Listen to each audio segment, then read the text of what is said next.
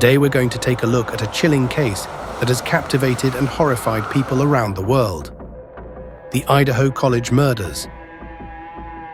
4 University of Idaho students lost their lives in a brutal attack. And the story only grows more disturbing as the trial of Bryan Kohberger unfolds. This case is as complex as it is horrifying, raising countless questions about motives, investigative methods, and how such tragedies leave a lasting impact on families and communities. On a cold November night in 2022, the quiet town of Moscow, Idaho, became the scene of one of the most shocking crimes in recent memory. 4 young students, Madison Mogan, Kaylee Goncalves, Zana Kernodle, and Ethan Chapin, were found murdered in their off-campus home. The community, which had rarely experienced such violence, was shaken to its core. As the news spread, the nation watched in disbelief.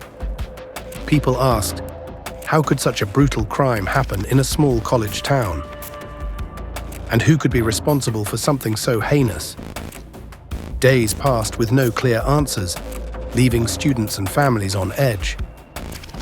But the breakthrough came in December 2022, when police arrested Bryan Kohberger, a criminology student at a nearby university. Kohberger was charged with the murders, and soon his background and interests in criminal psychology became the focus of intense scrutiny. The arrest raised new questions and turned the case into a disturbing real-life thriller that continues to captivate the public. But what evidence led authorities to Kohberger?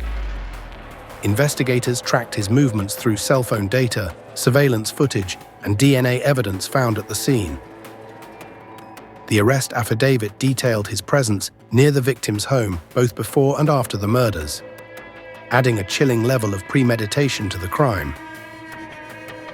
DNA evidence found on a knife sheath left at the scene matched Kohberger's, leading to a significant break in the case.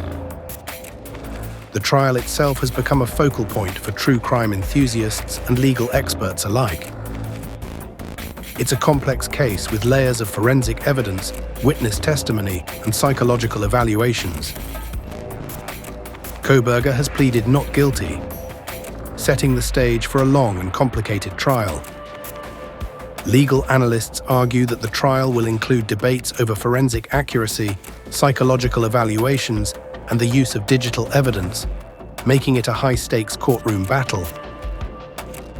As the trial progresses, new details continue to emerge, each adding to the intrigue and horror surrounding the case. One of the most pressing questions is motive. Authorities have not revealed a clear motive, but investigators have hinted at Kohberger's alleged fascination with criminal psychology. Did his studies and interest in crime somehow play into his alleged actions? And if so, what does this say about the line between studying crime and committing it? The victims' families have been vocal throughout the trial, expressing both grief and frustration as they seek justice for their loved ones. Their emotional testimony reminds us that behind the headlines are real people whose lives have been shattered by this tragedy. For the families, justice means more than a guilty verdict. It's about finding some semblance of closure and ensuring that no other families have to go through this kind of horror. In cases like these, where the evidence is overwhelming but questions remain, society is forced to confront difficult questions. How can communities better protect their youth? What role does psychology play in understanding and preventing such crimes? And how do we support those left to pick up the pieces after an unimaginable tragedy? These questions resonate far beyond the courtroom and leave a lasting impact on all who follow the case. For now, the trial of Bryan Kohberger continues, capturing the public's attention and reminding us of the haunting reality of violent crime.